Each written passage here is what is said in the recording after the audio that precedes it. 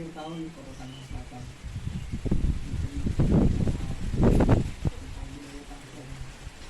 Ya, saya sih begini ya, Tangsel itu sebuah kota yang dianugerahi oleh banyak potensi besar ya, yang memungkinkan kota ini menjadi kota yang jauh lebih maju dari kota-kota lain di wilayah Banten, karena memiliki potensi SDM yang luar biasa, juga keindahan konstruktur alam yang mendukung sebetulnya untuk menjadi kota yang lebih inovatif, kreatif, dengan wajah-wajah kota yang lebih berwarna, sebetulnya itu. Nah, kenapa misalnya sekarang kita lihat perkembangan kota ini masih sepertinya biasa-biasa saja gitu ya. Jadi belum ada the big bang ya, belum ada konsep besar yang bisa dilihat dan dirasakan oleh warga atau orang lain bahwa kota ini punya tujuan besar gitu. Punya sesuatu yang different in the world atau different di dalam lingkungan kota-kota lain di Indonesia. Ini mungkin yang menjadi agenda besar bagi para pemimpin dan elit kota ini gitu. Kenapa dengan potensi yang besar ini tampak masih terlihat ya biasa, meskipun memang dari sisi infrastruktur dan kemudian kreativitas anak-anak muda dan para seniman budayawan kita melihat jauh lebih bagus dibandingkan kota-kota lain di wilayah Banten. Tetapi saya melihat akan jauh lebih besar, akan jauh lebih eskalatif dan lebih punya makna untuk kontribusi seni dan budaya buat negara lain, negara kita ke depan, kalau itu bisa dieksplorasi jauh lebih hebat oleh pemerintah kita, oleh Pak Wali Kota yang ada sekarang. Kira-kira gitu. Beberapa kelemahan dalam kepemimpinan dan fokus kerja di tahun ini menurut kamu? Ya, kita memang berharap ada perubahan besar ya ketika terjadi perubahan kepemimpinan ya, atau saya lebih tepatnya perubahan kekuasaan ya. Perubahan kekuasaan di Tangsel dari Ibu Airin yang sudah menjabat sampai 2 periode, kemudian sekarang digantikan oleh Pak Binyamin dan Pak Bilar.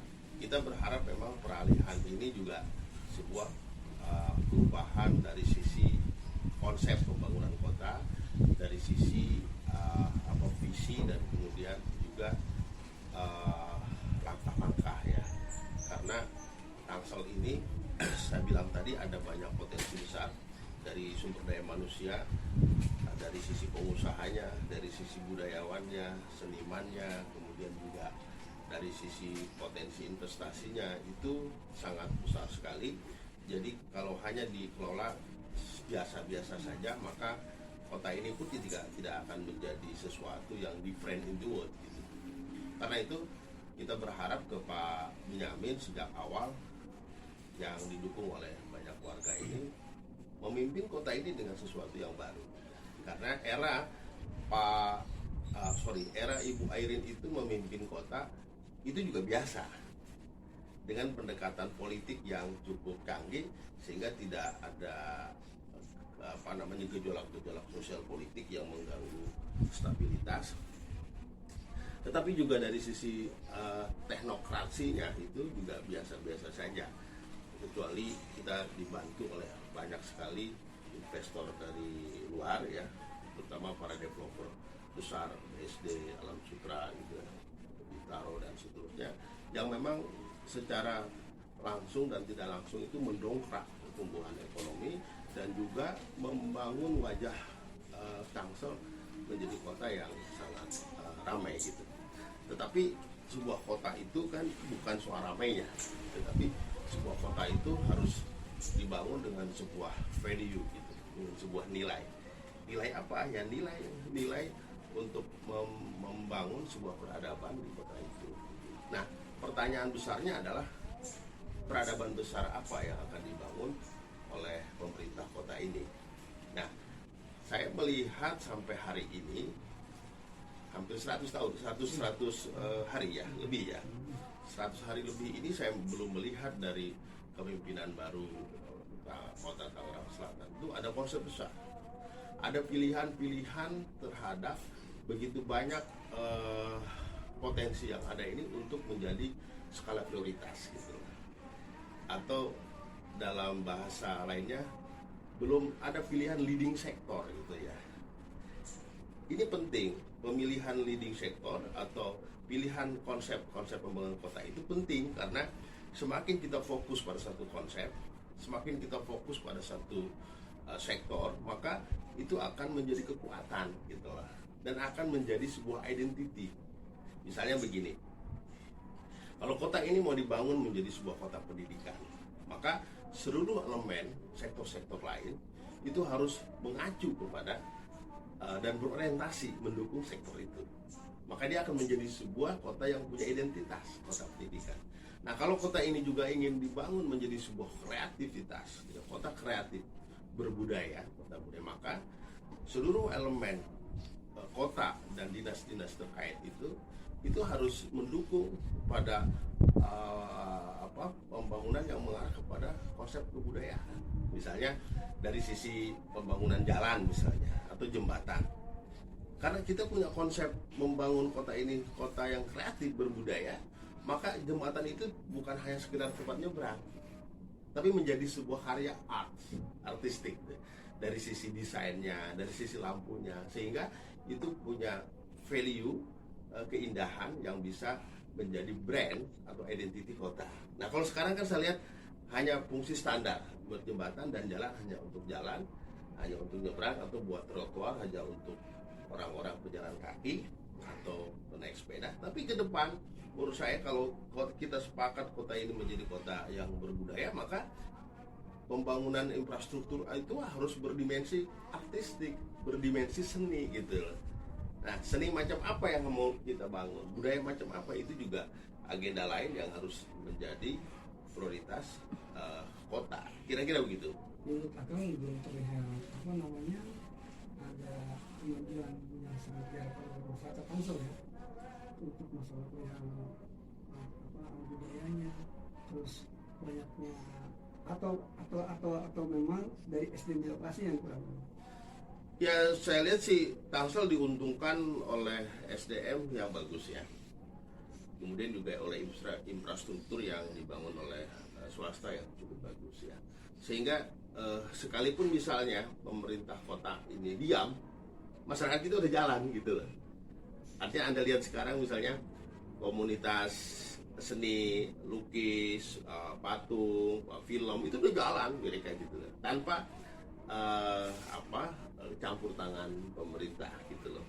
Tapi kan pemerintah punya tanggung jawab gitu loh, punya tugas bagaimana potensi-potensi besar yang sangat kaya ini itu bisa menjadi sesuatu yang dikerucutkan mewakili atau membawa nama besar Tangsel keluar gitu loh.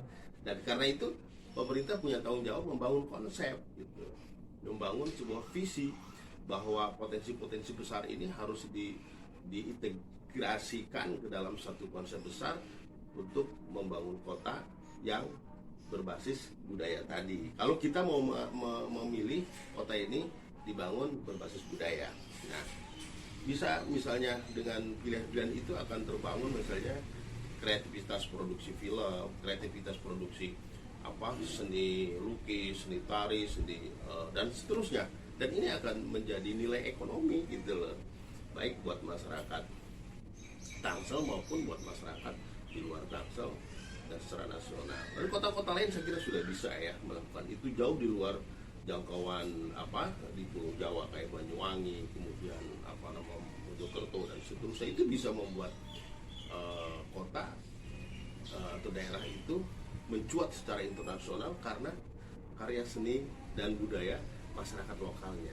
Nah, kita berharap memang Pak Benyamin yang didampingi oleh Pak Gilang ini bisa lebih berani gitu, lebih berani, lebih greget lagi, lebih menyadari lagi bahwa Tangsel ini kaya dengan SDM berkelas gitu, dan itu adalah aset yang harus dikembangkan, dibangun untuk hubungan kota. Jadi jangan terjebak lagi oleh terlalu birokrasi dan formalitas seperti kota-kota yang baru tumbuh. Saya kira kita udah sangat Tangsel ini sudah sangat tumbuh masyarakatnya. Jadi pemerintah ini harus bisa mengimbangi pertumbuhan itu secara lebih cerdas, saya kira itu. Bukankah pilar Tangsel ini adalah sebagai anak muda nih? Anak muda yang kebetulan memang memiliki kapasitas sebagai pemimpin Tangsel. Kan itu harapan masyarakat Tangsel sendiri kan berharap banyak ada terobosan-terobosan kan dari kandidat sendiri. Ya, wacana sebelum pemilihan itu memang ada kesana ya, bahwa Pilar sebagai anak muda yang baru di umur di bawah 30 tahun sudah mencapai posisi puncak sebagai wakil wali kota, itu luar biasa. Dan itu kita beri apresiasi terhadap posisi dia sekarang itu dengan sebuah harapan gitu. Apa harapan itu? Harapan itu bahwa dia anak muda yang cerdas, yang memungkinkan sikap-sikap kreatif dan inovatif tumbuh di dalam dirinya gitu. Dan Tangsel memang sedang membutuhkan itu, karena begitu banyak engklep kreativitas di wilayah Tangsel ini yang tersebar di banyak tempat, di banyak lokasi. Itu butuh kekuatan integrated gitu, yang bisa mengintegrasikan potensi-potensi. Dan Pilar kita berharap punya keberanian dan punya kemampuan untuk itu gitu. Saya sih melihat Pilar itu potensi ya. Hanya dia butuh mitra, dia butuh teman ngobrol, dia butuh mentor yang mengerti betul tentang value, nilai-nilai di Tangsel dan di Banten itu. Kan dia lama di Bandung, mungkin sempat terputus hubungan spiritual dan hubungan kerohaniannya dengan kultural di Banten dan di Tangsel. Saya kira dia butuh mentor yang bisa mendorong semangat dia untuk terus tumbuh. Satu, yang kedua menurut saya Pak Benyamin dan Pilar memang perlu keberanian ekstra untuk membangun Tangsel ini. Karena meskipun Tangsel secara physically terlihat sangat modern, tetapi kan kita melihat dari awal itu secara politik kan masih sangat tradisional gitu. Apa yang disebut tradisional itu misalnya pola-pola formalitas itu masih kuat, feodalisme itu masih kuat gitu ya, masih ada lah. Nah itu menurut saya itu sudah dihilangkan gitu loh. Itu sudah harus dibuang, karena feodalisme yang itu sangat mengganggu kreativitas kita dan bisa menghambat inovasi siapapun itu. Kira-kira itu. Untuk potret KKN sendiri kan mengenai KKN ini Tangsel belum sama ya drastis lah gitu. Ya, KKN maupun potensi-potensi korup itu karena feodalisme tadi gitu. Jadi kalau feodalisme itu sudah bisa hilangkan, maka friksi-friksi politik internal di dalam itu akan dengan sendirinya. Kemudian juga potensi-potensi korup dan KKN atau apapun namanya itu dengan sendirinya akan hilang. Itu kan kotoran-kotoran dari cara bermain politik yang kotor gitu loh. Maka kalau kita pemimpin itu bersih, maka itu akan sendirinya dengan bersih. Maksud saya gini, sudah saatnya para elit Tangsel itu tidak lagi berorientasi atau loyal kepada formalitas jabatan gitu loh. Ini yang disebut dengan feodalisme. Tapi sudah harusnya loyal dan mensupport itu pada gagasan gitu loh, pada ide. Nah ini kan ciri-ciri masyarakat modern, ciri-ciri masyarakat maju kan itu. Jadi siapapun yang punya jabatan, sepanjang dia punya ide, punya gagasan bagus, harus support gitu. Nah siapapun masyarakat, warga lokal ataupun pendatang yang punya gagasan bagus untuk membangun Tangsel, maka wali kota harus support. Kira-kira gitu. Jangan melihat dia keluarga seseorang atau melihat dia jabatan seseorang. No gitu. Itu sudah harus dihilangkan gitu. Dan saya lihat warna-warna semacam ini masih ada gitu. Dan saya kira background Kang Vilar yang dari Bandung dengan perjalanan hidupnya yang cukup menarik, saya kira dia bisa sedikit-sedikit menghilangkan itu. Ada butuh keberanian. Tapi ya butuh keberanian. Kalau di Tangsel ini kan ada pendekar demokrasi sekitar 45 orang di parlemen. Pendekar demokrasi ini kan mereka ibaratnya pendekar demokrasi lah, dari 45 orang yang di parlemen Tangsel ini. Oh, maksudnya anggota dewan? Iya, betul. Kenapa? Ini proses akan sendiri kan sampai saat ini, sampai detik ini pun tidak ada yang berani bersuara tentang kekurangan minusnya Tangsel. Iya. Kantungnya. Iya, ini memang problem klasik juga ya. Itu yang saya sebut dengan buah dari politik feodalisme itu ya ini. Salah satunya hilangnya sikap kritis, gitu. Hilangnya keberanian untuk mengkoreksi kebijakan-kebijakan negara, kebijakan pemerintah. Ini karena ada ketakutan atau kebingungan atau juga pakewuh gitu loh terhadap pimpinan. Kenapa bisa begitu? Ini pertanyaan besarnya kan. Kenapa anggota dewan yang digaji oleh rakyat, yang dipilih oleh rakyat, kemudian tidak menjalankan hak dan tugasnya secara maksimal? Itu karena ketergantungan politik sangat tinggi. Ketergantungan politik di Tangsel itu saya lihat bukan hanya ke partai politiknya, tetapi juga kepada kekuatan lain yang tak terlihat. Itu yang kita harus mulai sedikit-sedikit itu dihilangkan, karena ini sebuah kesalahan besar kalau seorang anggota dewan yang gajinya cukup lumayan kemudian dipilih rakyat dan didukung oleh partai, tapi dia kemudian begitu masuk ke gedung dewan ini malah put terkebiri gitu. Ini kan berbahaya. Bahasa saya itu mengingkari kecerdasan masyarakat gitu loh.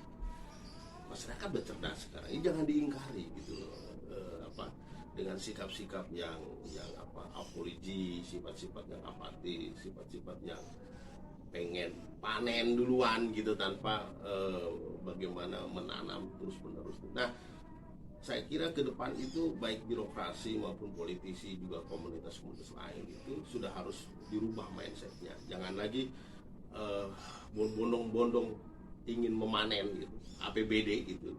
Tapi mari kita menanam gitu, menanam sesuatu, ide-ide, karya-karya besar yang kemudian bisa mengangkat Tangsel dan kemudian bisa meningkatkan APBD dan PAD dan seterusnya. Dari situ kita boleh dan berhak panen gitu. Kira-kira gitu.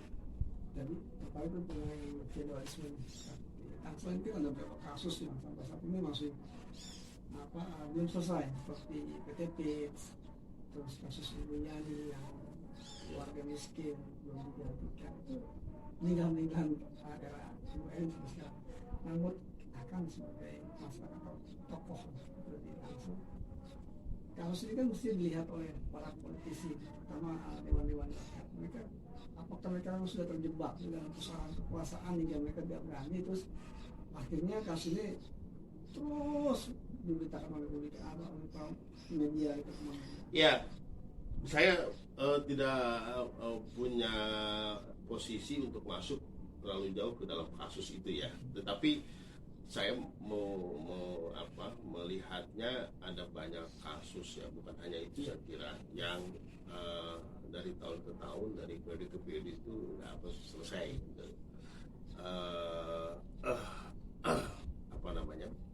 Ini saya kira menyangkut dari sisi bagaimana pemerintah itu hadir gitu di dalam banyak masalah dan di dalam banyak kasus.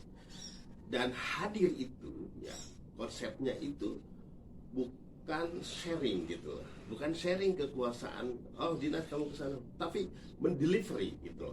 Itu yang sedikit bisa orang lain mendelivery persoalan dan solusi gitu loh, bukan men-share.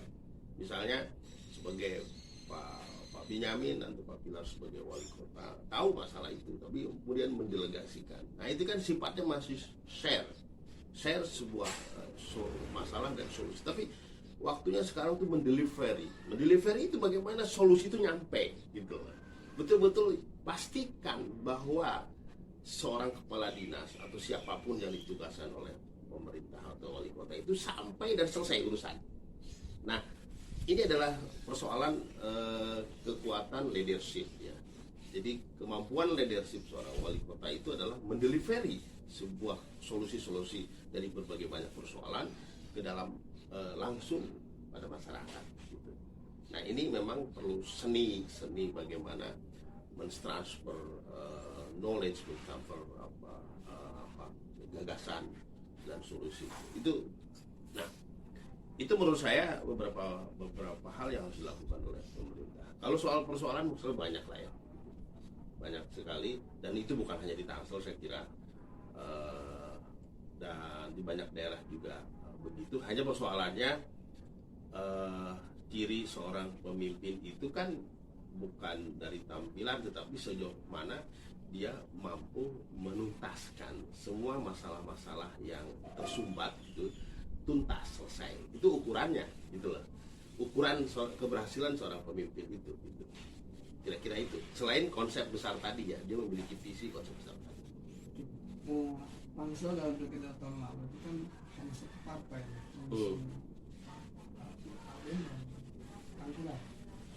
dan berarti kan satu partai yang berkuasa satu.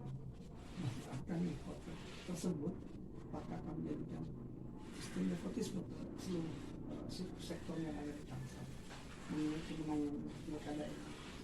Ini partai-partai lain sudah mengakui kesalahan. Saya mengibaratkan begini. Di Tangsel itu ada banyak sekali macan ya. Macan itu terpelihara di komunitas, organisasi, di partai politik, dan mereka itu macan semua. Tetapi memang macan besarnya belum ada. Kalaupun ada, mungkin ada di mana gitu, mau besarnya gitu loh.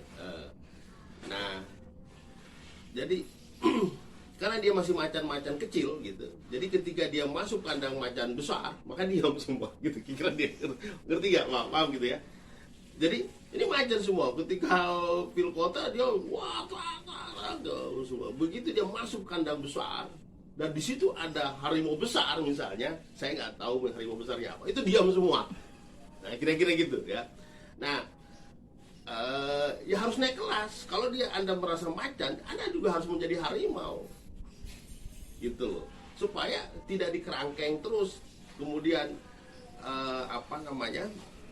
makanan-makanan yang enak gitu, yang seharusnya juga dibagi buat macan-macan itu juga bisa terdistribusi dengan baik. Sekarang kan kalau Anda karena sudah diam di kandang besar itu, jadi kan dapatnya tulang lagi gitu loh.